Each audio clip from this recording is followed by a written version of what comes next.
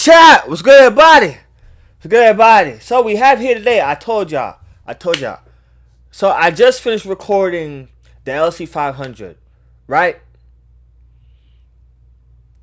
So I told y'all that I will be dropping this video for Tuesday, because by the time y'all see this, Tuesday is already here and I'm already gone for jury duty, right? I'm recording this video for Monday, right? As y'all can see, I'm wearing the same shirt that I had on. So I literally just finished recording that. So I will be dropping this video on Tuesday. I literally just finished recording a Lexus throttle house video, right? For Monday. But today is Monday, so I literally just finished recording a video. Probably a minute ago or so. So hope y'all like that one as well. And I'm dropping this video for Tuesday. Today's Monday, but I'm dropping this for Tuesday because I won't be home on Tuesday. I got jury duty. So by the time y'all see this, Tuesday is already here, and then yeah. Chat. So we have here today 2025 Porsche 911 Carrera T versus GTS versus GT3 battle of peak 911s. Chat. I've reacted to one of the videos. I believe it was a Lexus LC 500. Oh, it was this one right here. It was this one, and they said that they were gonna put the 911. Where are these right here? So it's these. This video was 12 days ago, but I've been busy, and yeah, car war have been taking over. So chat, without further ado, let's go. Let's just Richard, slow down. Let's just jump straight into it. Let's go. Because, Thomas, no offence, but you get confused by the 911 trims, which means you put them all in the same box, and they're more nuanced than that. They deserve better. So I've given you the 3 driver-focused trims it's of water. the 992.2 generation. And I think you should start with the GTS, because that thing's a science experiment. It's time for your reign of ignorance to end, and for my biscuit time to begin. Alright, let's get to work. Whoa. GTS. That's the wrong one. Right, okay. Honest mistake.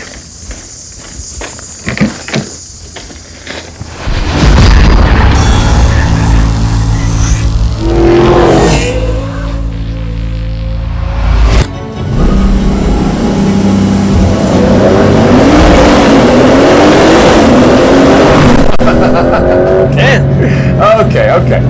This is Porsche doing what Porsche does. That is taking a thing that everybody else does and then just doing it better.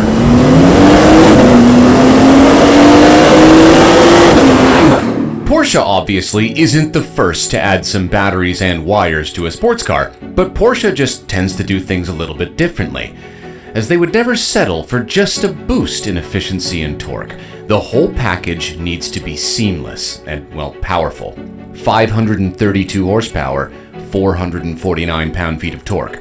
So even though this isn't the most expensive car in my little try to understand modern 911's trio test, it is the most powerful.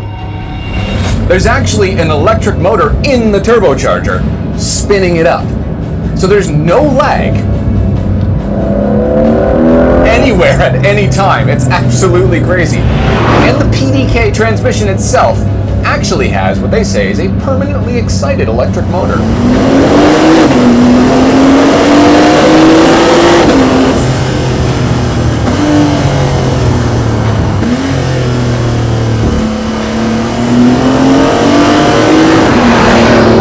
Don't actually know what that means, but there's a lot of electric trickery going on here. They have taken the problem with a turbocharged engine, that is, lag, and solved it. And in the process of doing that, what they've done is they've made it incredibly quick. Just ridiculous straight line performance. Jesus. Okay, honestly, I don't remember how a 911 Turbo S is faster than this. I know that it is. What? Excuse me? Say that again? Jesus. Okay, honestly, I don't remember how a 911 Turbo S is faster than this. I know that it is. Trust me, bro. That thing is fast, bro. And plus, I've seen one in person. Oh my god, bro. Bro, that thing looks amazing. This one right here. I believe, yeah. They had the 992.1 Turbo S and they had the 992.2 Turbo S. But bro, that Porsche Turbo S, oh man. Bro, in person, it looks amazing, bro. It looks amazing. And plus, I do have a vlog video of me going to Porsche and Lamborghini. But I wish I had more time left, bro. Like, bro, I just had to record the outside. But next time, sometime next year, I will be back there. And like, I'm going to take y'all on a tour of the inside and shit.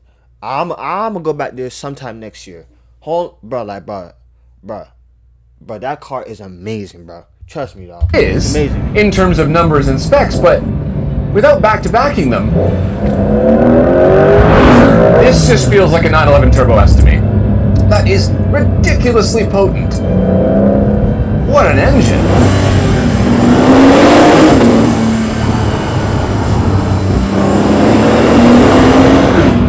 And you can kind of tell that there's a lot of clever stuff going on in the background because certain things are different. Like the blow-off sound of the turbochargers. And I think that's what that is. I think that's what I'm hearing behind me. It happens at weird times. It doesn't feel or respond like a normal turbocharged engine does. Which kind of constantly gives you that impression that Porsche has done this differently. They've done it better. They've applied more technology and engineering to a car that was already in the top of its game. There is a downside though.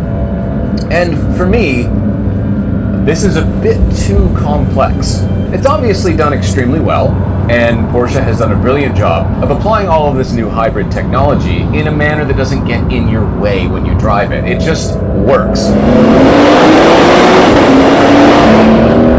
But there are a lot of extra batteries and cables and things and stuff stuffed into this car to the point where I can feel it. There's extra weight up front, right up here, and I can tell in the nose. And as brilliant of a car as this is, honestly, it's super sharp. The damping is perfect. The steering is great. I like my 911s a little bit more simple. Oh, hey, man. You need some tickets? It's a very, very nice car. Very, very nice car. And like you can tell that the hybrid is but that thing is like helping it push like, you know, to its full power. I like it. Is the 911T. And Porsche say it's for pure fun. But they are German, so the fun will be measured and organized. That's why Monica Geller had a 911. Rules help control the fun.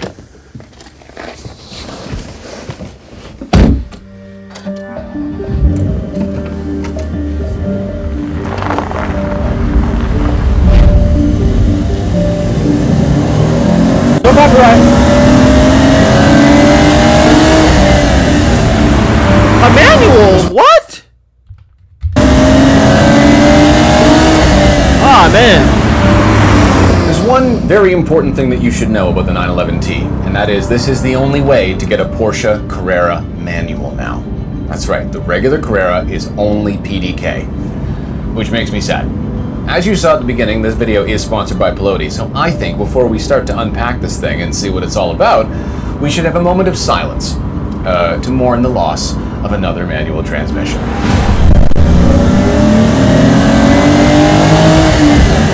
Ah, man.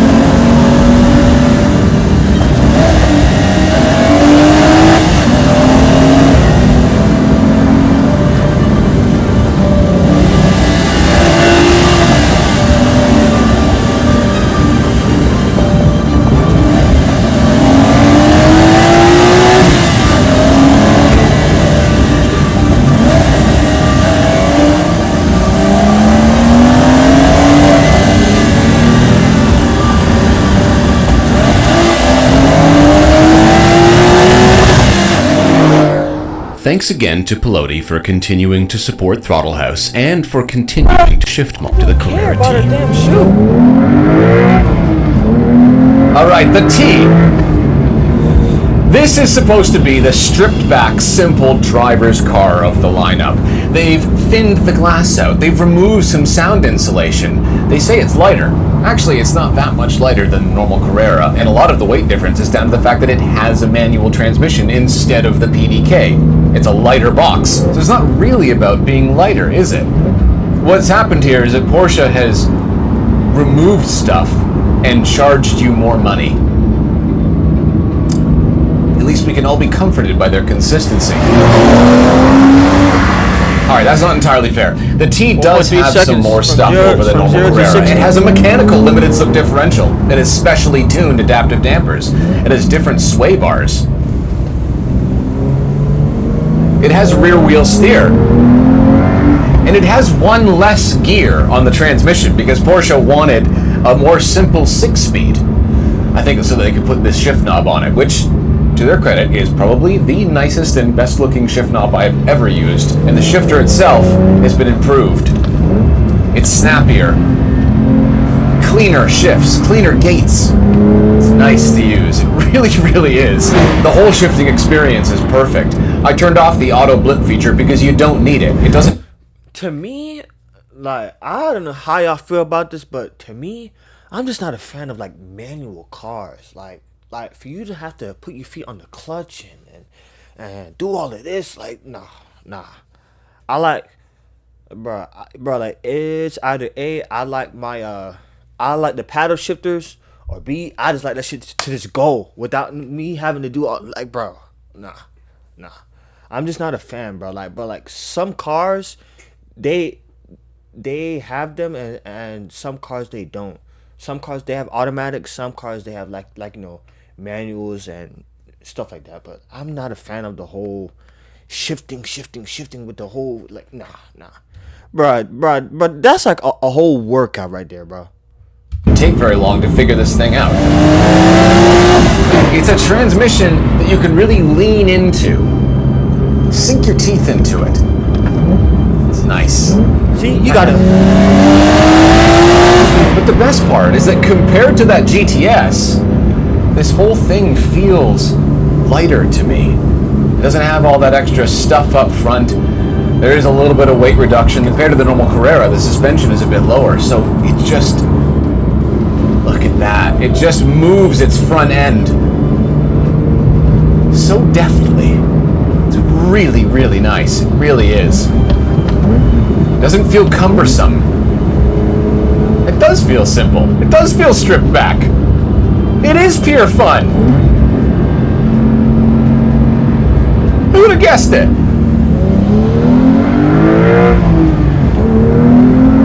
I like the steering ratio. I like the steering. And the best part is that it has less power than the GTS. That seems weird to say, but this is an approachable amount of power. You can put your foot down all the time, even though it's rear-wheel drive. It hooks up in the rear and it goes. And you don't accelerate for 2 seconds and then look down at a number on a speedometer that's going to put you in prison. Yes. And if you're new to Porsche, this next bit's going to confuse you because I now have to explain why that GT3 Touring is near about $100,000 more than this. What's up, Zach? Check out this Echo. Team! Yeah, I'm not gonna lie, but the whole doing of like the manual thing, I'd rather have that shit on like the paddle shifters and shit. But that's like too much work. I'm not gonna lie. Like, but like it is a nice car though. 3.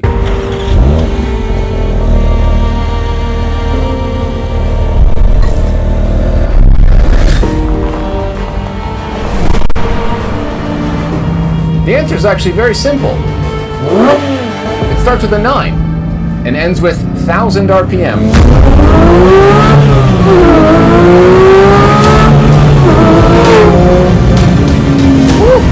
3.7.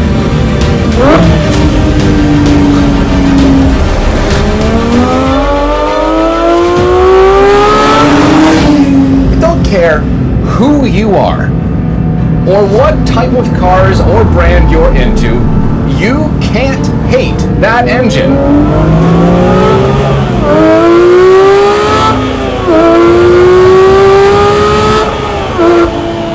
That sounds good.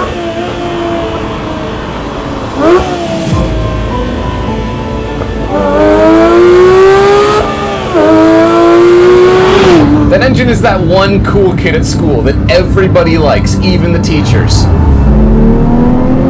He sort of gets away with whatever he wants. Just...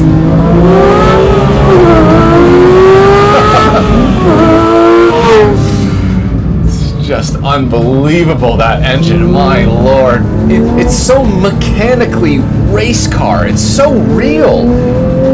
Porsche didn't have to do any fakery in the sound department. They just let a naturally aspirated 9,000 RPM flat 6 sing its own song.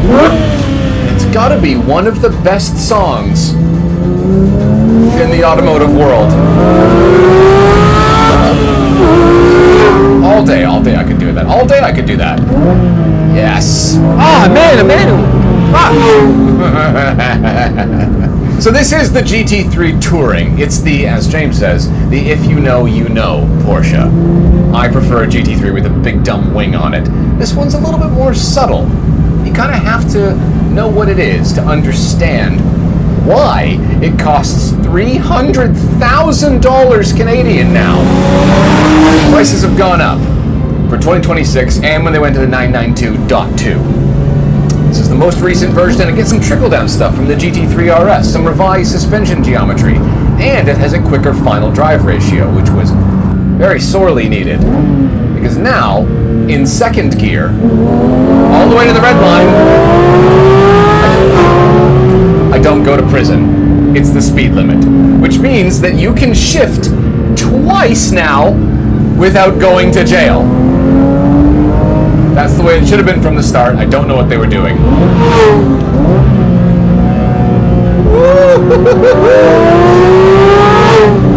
Yeah, just as I remember, this is pretty much a faultless sports car. Absolutely brilliant to drive in every single way. And my thing is, sorry for the pausing, right? Y'all see how the car is like the exhaust is stock, right? My guess is what happens if you take out the stock exhaust and you put another loud ass exhaust. How is that gonna sound? Is it gonna sound even 10 times louder? Or because a lot of people they love to take out the stock exhaust and put a brand new exhaust on that thing, and that thing be loud. So yeah, it sounds amazing though. I like it though. It's I like just it. so much money. You need an allocation to get one of these, and you can't get one of those either. I'll just buy one used. Nope. You buy one of these, you drive off the lot, the price goes up $100,000. You make money buying a GT3.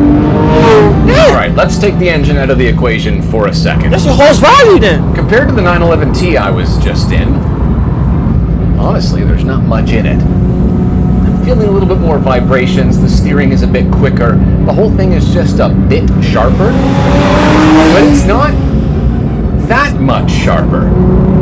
The experience of shifting, turning, and braking in the 911T, especially on the road, I don't care. I don't care about the difference. They're both fantastic cars to drive. They're both 911s. They're both incredibly precise and perfectly sorted. The main difference, the main thing that you're paying for, is the prestige of owning a GT3 and the fact that it has that naturally aspirated flat 6 behind you. And this is, I think, the problem that I have with 911s in general, is that you can get lost in speccing it. You get this special stuff on the dashboard here that costs $1 gajillion. That sport chrono looks like no sport chrono I've ever seen. I'm sure that's extra money. Right? It's got these racing bucket seats, which I don't think that I would personally put on a touring model. That's more for the GT3 with the wing. And you can get rear seats now, which is cool. I don't know. These are a lot, they're a lot of money, man. That's a lot of money. I don't know though, because I got so much out of that 911T. And it's easy to jump to conclusions when you hear that engine and go, oh, it's worth it. It's worth the $100,000 more. But interestingly, I think there's an argument to be made that it's not.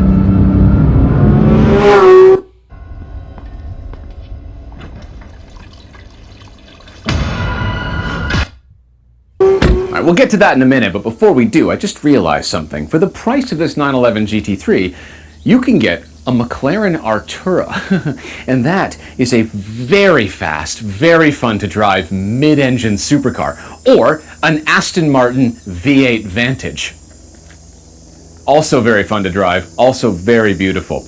I will admit that as soon as you buy those cars, they will go down in value, and this one goes up in value by about a third of its value. That's crazy. So there is an argument to be made for one of these if you can get an allocation.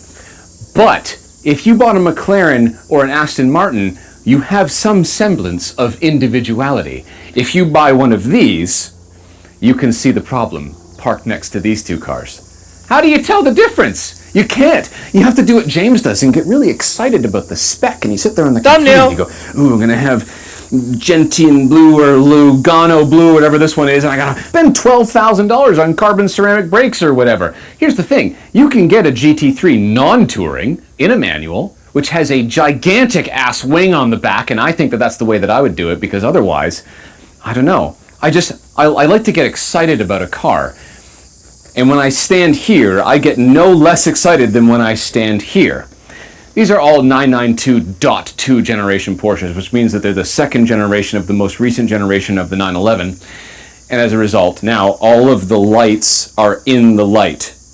Before there was a light here, now there isn't on all of them. And the rears have been redesigned. Little light bar and the Porsche logo, it looks better, I think. Also in the GTS, we get these cool fins, which open and close for cooling and for aerodynamics. And the front of the GT3 has been redesigned a little bit, but hand on heart, without looking at a picture, I can't tell the difference between the 992 and the 992.2. You have to really, really, really care about speccing them and or which engine and drivetrain configuration you've chosen to feel as though you've got something that is uniquely yours. There's nothing wrong with that if that's what you're into, but for me, the thing that I like about 911s is that they are 911s. There's an engine at the back, hopefully a manual transmission, and it's just an honest-to-goodness lightweight sports car. So it begs the question now, assuming you could get a GT3, which you can't, and assuming you had the money to buy a GT3, which I don't, which one would you get? Which one would I get? That's the question. I'm going to say the T Hybrid, the 911 Carrera T Hybrid, this one right here. You guys want to know why? Number one, it is a hybrid. So, as y'all can see, that shit literally just like takes off.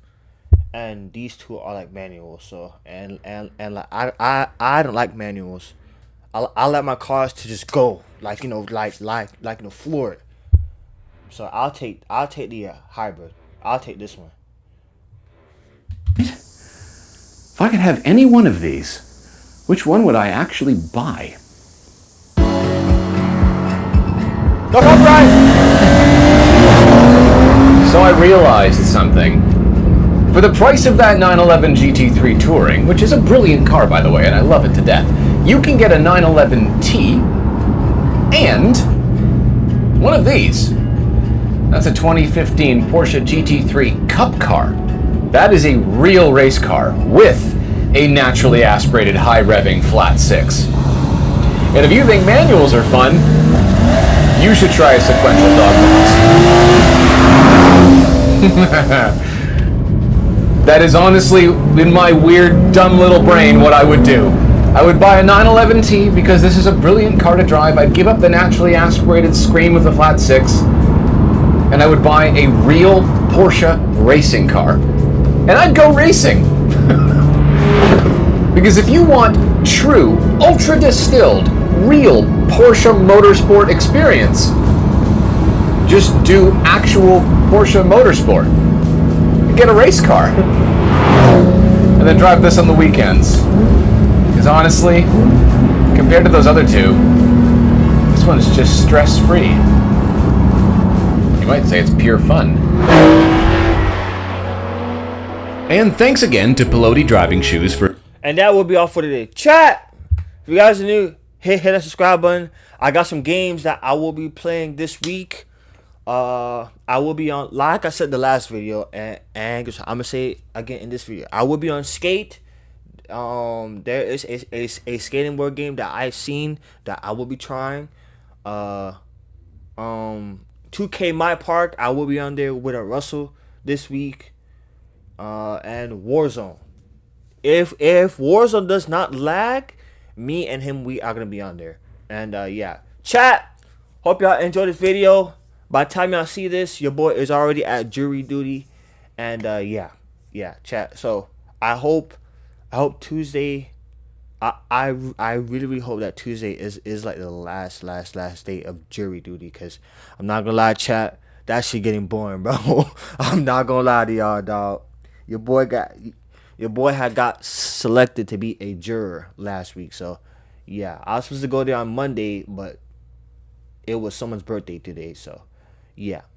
So by the time y'all see this video, I'm already at jury duty on Tuesday. I'm gonna drop this video on Tuesday, regardless. So yeah, chat. So I'll be back there on Tuesday around 10, and then yeah. So I got something for y'all while I'm like gone and shit. So chat, if you guys are new, hit the subscribe button. I love y'all so much. Thank y'all for all the love and support in the comments, all the likes, all the viewership.